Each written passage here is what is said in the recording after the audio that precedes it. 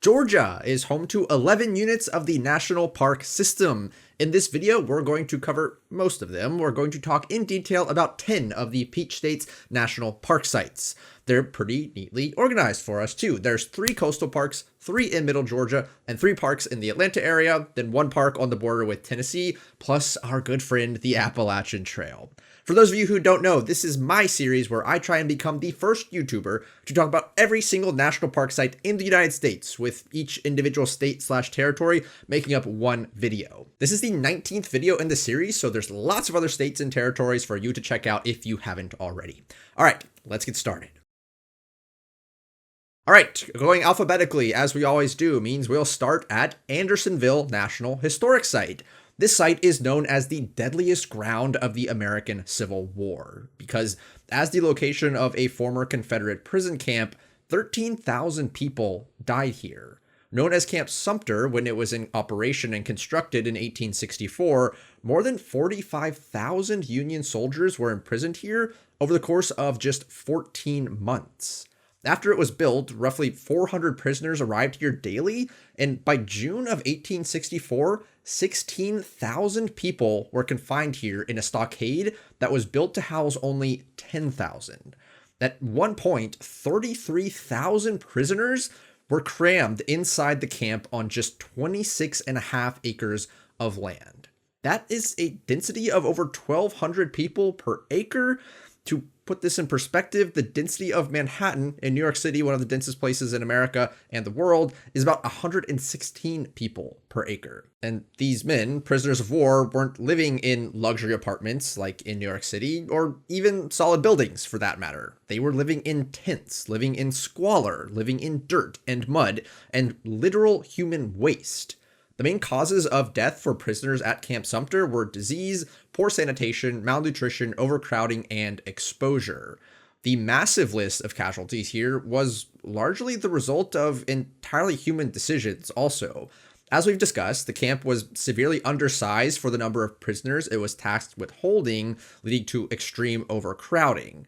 In addition, by this point in the war, the Confederacy as a whole, including of course Andersonville, was severely undersupplied, contributing to the malnourishment problem here. And finally, the design of the prison camp itself contributed massively to the spread of disease. The camp was built as a simple rectangle surrounded by a 15-foot high wooden fence with a stream flowing through its middle. That stream was meant to serve as both the camp's source of fresh water and its latrine, with human waste deposited downstream from where drinking water was collected. In practice, though, this did not happen at all, and the entire camp served as a breeding ground and a festering ground for disease and infection. Visiting the site today, there are 3 main points of interest. You can visit the field itself, where the actual prison was located, far removed from the death and decay that once covered this hallowed ground, and reflect on the horrors of war and what these men must have gone through in the very short time that they were held here. The boundaries of the stockade are marked with white posts, and certain portions of the fence have been reconstructed. You can also visit the National Prisoner of War Museum, which serves as the park's visitor center, and Andersonville National Cemetery, adjacent to the park. Next up, the only Georgia park we're not going to talk in detail about, the Appalachian National Scenic Trail. This is now the 6th time the AT has made an appearance in this series, which is why we're mostly going to skip over it as we have done in the last few episodes. But I will point out that the Georgia section contains a special segment of the trail, as it has one of the 2 termini or endpoints of the trail located on Springer Mountain. The other, obviously, is in Maine. Overall, there are 75 miles of the AT in Georgia. Moving right along, we come to the first Atlanta area park, Chattahoochee River National Recreation Area. I've mentioned before in this series how national recreation areas largely fall into 2 camps: reservoir parks like Lake Mead or Glen Canyon, or urban parks like Gateway or Golden Gate. Chattahoochee River definitely falls into the latter category. This park protects a 48-mile stretch of the Chattahoochee River as it flows out of Lake Lanier, northeast of Atlanta, all the way to that river's confluence with Peachtree Creek, not far from the Georgia Tech campus. It's mostly a linear park with certain stretches of park area really only encompassing like literally the width of the river itself, but throughout its length, you'll also find these little carve-outs of land along the banks that provide recreation opportunities and like protect historic sites as well. When you add it all up, the park contains over 12,000 acres of land, although not all of that is federally owned. Some is state, some is local, etc. Chattahoochee River NRA was established in 1978 under President Jimmy Carter, and established a relatively new initiative, at the time anyway, of bringing national parks into urban areas and near population centers. The goal of this initiative, begun earlier in the 70s under the Nixon administration, was to provide national park experiences for those who might not otherwise be able to visit like the big parks out west, and to expand the National Park Service's presence into urban areas in order to foster a closer relationship with more of the country's population, since obviously most people live in urban areas. As an urban recreation area, it should come as no surprise that the main goal of this park is to facilitate bountiful recreation opportunities for the Atlanta area. There's a whole lot of things that you can do at this park: hiking, biking, running, walking, bird watching, picnicking, and of course, canoeing, kayaking, and other water-based recreation. According to my Atlanta friends, there's even something called shooting the hooch, which involves a leisurely float down the river via inner tube. Next up is Chickamauga and Chattanooga National Military Park. Now, this park is split between Tennessee and Georgia, with the Chickamauga battlefield being located entirely in Georgia, and the Chattanooga battlefield areas being located in Chattanooga, Tennessee. The park is fairly evenly split acreage-wise between the two states, but we are going to cover it here in the Georgia episode because it does have slightly more land area. Tennessee folks, I'm sorry, them's the rules that I made up very arbitrarily at the beginning of this series. You can take them up with management, which is me.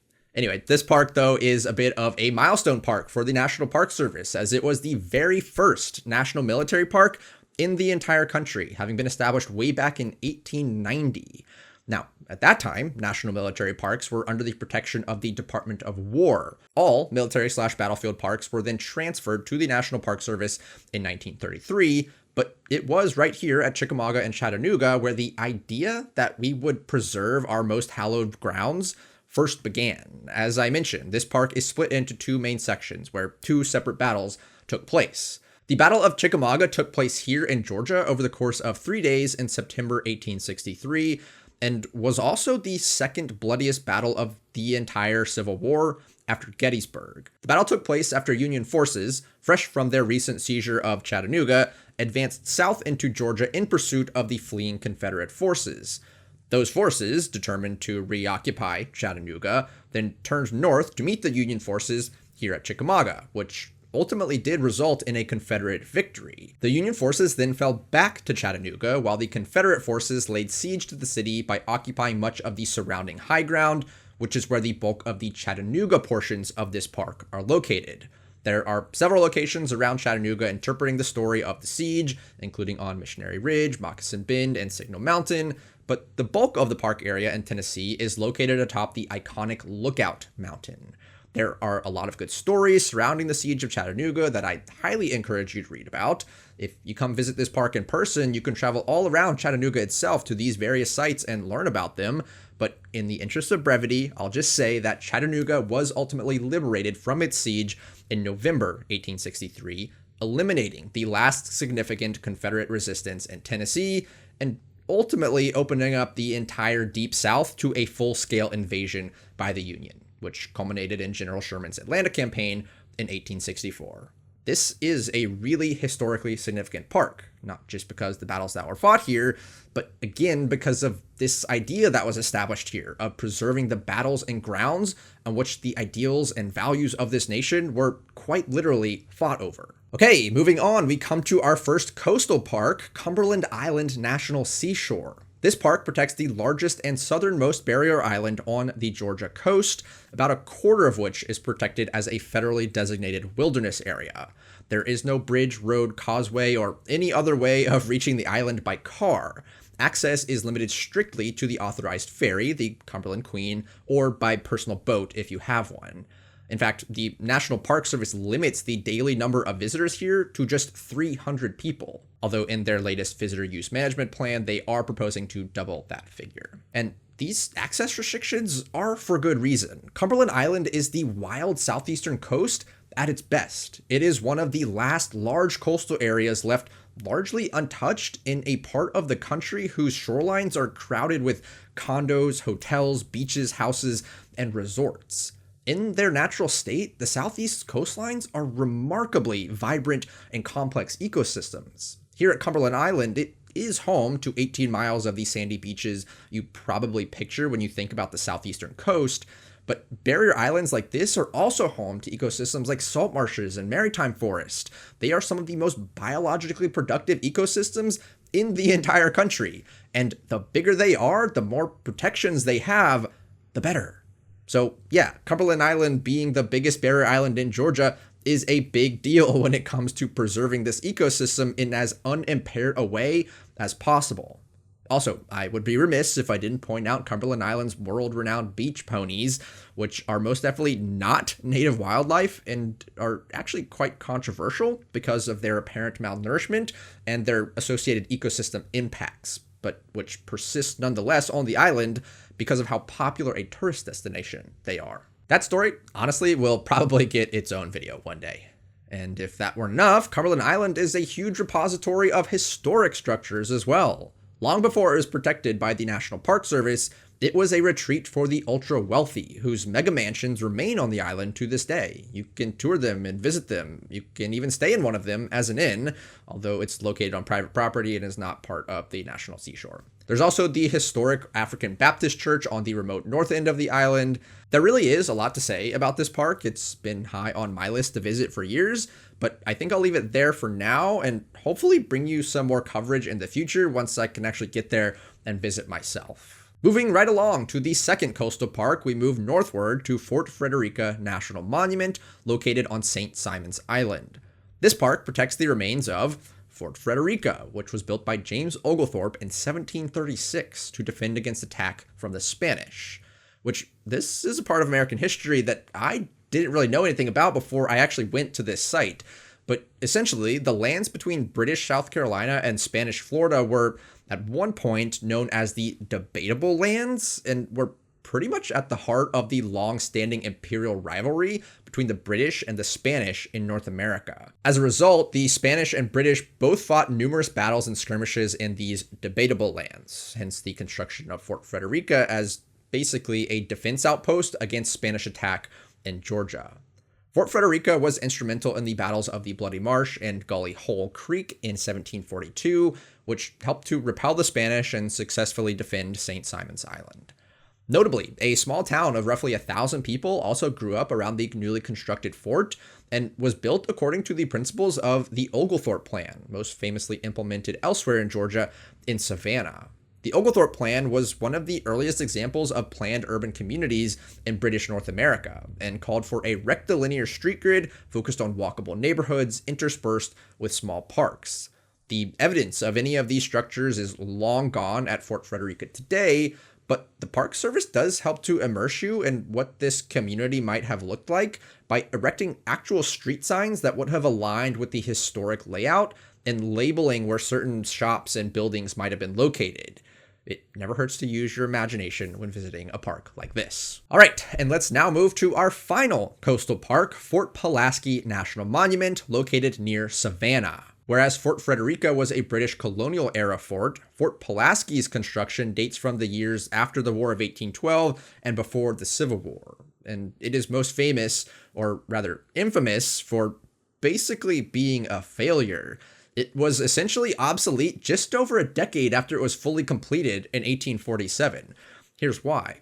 See, Fort Pulaski was built as part of a system of coastal fortifications known as the Third System, which were characterized by larger brick fortifications that were a lot more stable and durable than the series of forts that preceded them, often made simply out of wood.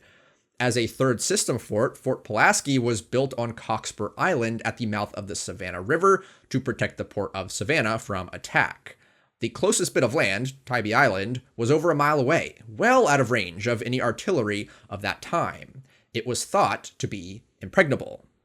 Unfortunately for Fort Pulaski, it was essentially the guinea pig for a technological revolution that would make it, and basically all other forts like it, obsolete. Rifled artillery.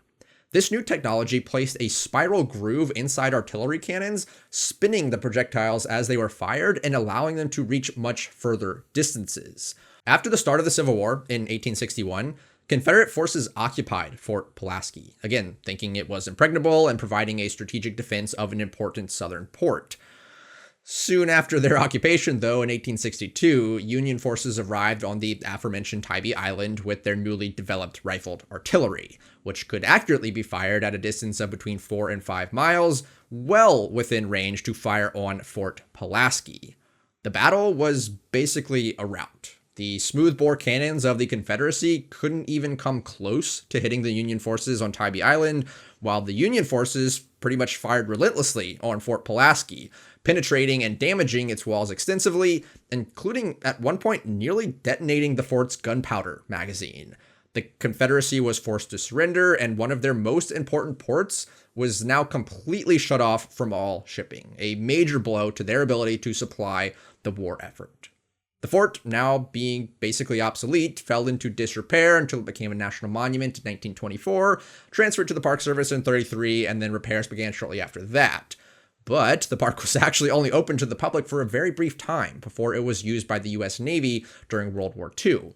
It didn't revert to Park Service control and open to the public again until 1966. Okay, let's move on to Jimmy Carter National Historical Park, located in the small town of Plains, Georgia. This is one of our presidential parks. I did a whole video on all the NPS sites dedicated to American presidents. You can check that one out if you'd like. And this one, obviously, is all about Jimmy Carter. I actually also did a whole video on Jimmy Carter and his conservation legacy as president earlier this year. It was my first video of 2025, actually. So you can check that out if you would like. This park, though, interprets and preserves more than just Jimmy Carter's conservation achievements, which my video focuses on. This park is all about his entire life, from his childhood growing up as the son of a peanut farmer in rural Georgia, to his entire political career, to his much lauded post-presidential philanthropic efforts. The park has 3 separate areas, which actually map very nicely onto these separate stages of Jimmy Carter's life. Outside of town, you can visit the Boyhood Farm, where Jimmy Carter grew up. You can walk around out here, see the house where he grew up, see the sorts of fields his family might have farmed, learn what life was like growing up in rural Georgia in the 1920s and 30s, and basically come to understand a place that was so deeply influential and formative in Jimmy Carter's life. Then you can move into downtown Plains itself to the old Plains train depot, which Jimmy Carter actually used as his campaign headquarters during his successful run for president in 1976. There are some good exhibits and archival footage from the campaign here, and for the final unit of this 3-part park, you can head just up the road to the Old Plains High School, which Jimmy Carter attended, and which now serves as the park's visitor center.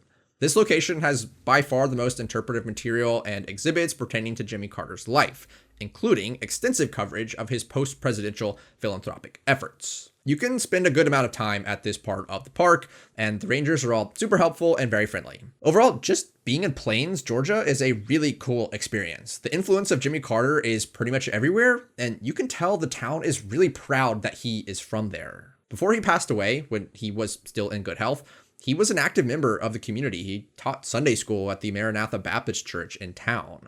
When I was here, I even stayed in town at the Plains Historic Inn, which themes each of its different rooms after a different decade in Jimmy Carter's life. I stayed in the 60s room, and actually it also has an antique shop on the bottom floor.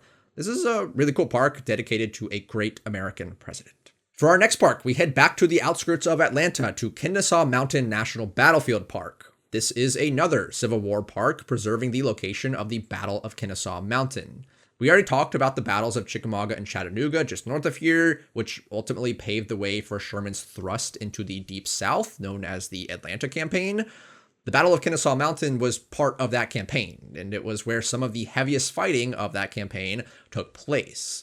The Union Army was outnumbered here 2-1, and they technically did suffer defeat in this battle after an unsuccessful full frontal assault on Confederate forces. but that ultimately did not matter. At this point in the war, the Confederacy really only had one objective here: to prevent Sherman from reaching Atlanta. Despite their victory here at Kennesaw Mountain, they ultimately failed in that objective. After the Battle of Kennesaw Mountain, Sherman continued his relentless march on Atlanta, capturing and destroying the city that laid pretty much at the heart of the Confederacy's war resupply efforts. This park is relatively large to be so close to Atlanta. It's nearly 3,000 acres, which makes it an excellent recreational opportunity for people in the Atlanta area. There's 17 miles of hiking trails in this park. Some areas are even open to horses. There's ample green space. There are historical reenactments here. And it's a sneakily popular park, too. It saw nearly 1.5 million visitors last year, the second most popular national park site in Georgia after Chattahoochee River National Recreation Area. Okay, let's finish out the Atlanta area parks by heading to Martin Luther King Jr. National Historical Park.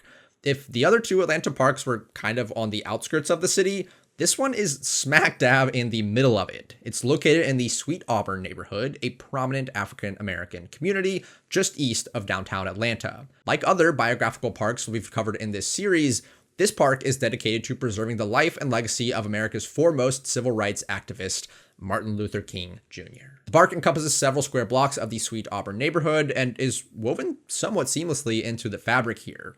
There are a few main points of interest for this park as well.